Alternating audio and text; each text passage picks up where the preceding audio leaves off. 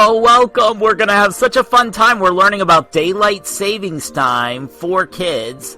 It's also called daylight saving time in some places, and it's also called just summertime in some countries. They call this idea, this daylight savings time idea, summertime. So it goes by a lot of different names, but it's an interesting thing that a lot of adults don't even understand, and you're about to figure it out, and it's gonna be so cool.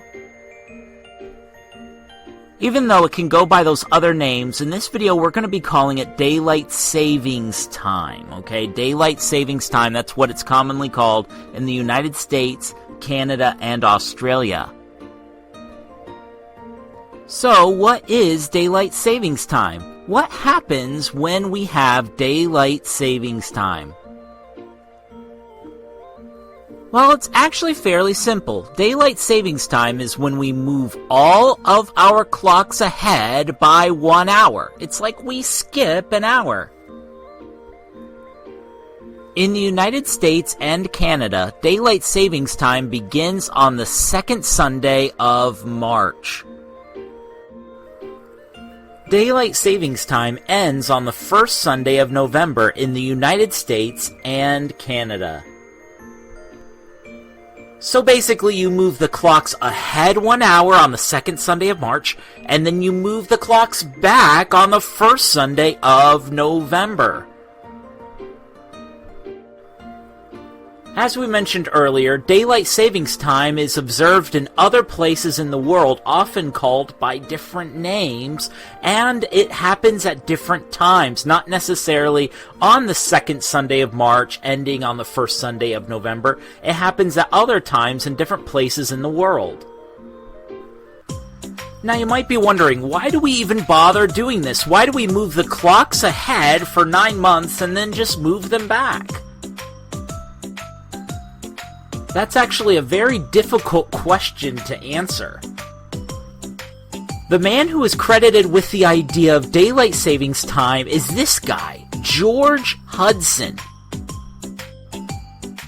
He lived in New Zealand where he would collect bugs. Yeah, he would collect all kinds of bugs and rare bugs. In fact, you could see some of the same bugs that he collected in a museum today in New Zealand. He really valued the daylight hours because collecting bugs is a lot easier when the sun is out. So in 1895, he proposed that we move the clocks ahead, and his original idea was moving the clocks ahead by 2 hours instead of just 1. So, bugs. Bugs were the reason why at least George Hudson wanted the clocks to be moved forward. Let's face it though, in the spring and summer, people enjoy the fact that the sun is out longer. The other benefit people think of with daylight savings time is that it reduces energy costs. Years ago it did, but today a lot of people don't spend time outdoors as much. They stay indoors, which means they spend almost the same amount of energy. A lot of other people think, well, it helps farmers, but farmers usually get up early in the morning anyway, so they're not really gaining an hour, and a lot of them don't appreciate how it messes up their schedule, especially with their animals. The truth is, just like with George Hudson, the main benefit is you get more time in the evening, which means you have more time to explore, to be outside. You know, daylight savings time might seem silly. In fact, the states of Arizona and Hawaii refuse to even do daylight savings time. They're just like, no, it's not worth it. Not gonna do it. You know, we're opting out. But especially if you spend time playing outside, exercising, and exploring your world, daylight savings time is actually a really cool opportunity to have even more sunlight in the evening.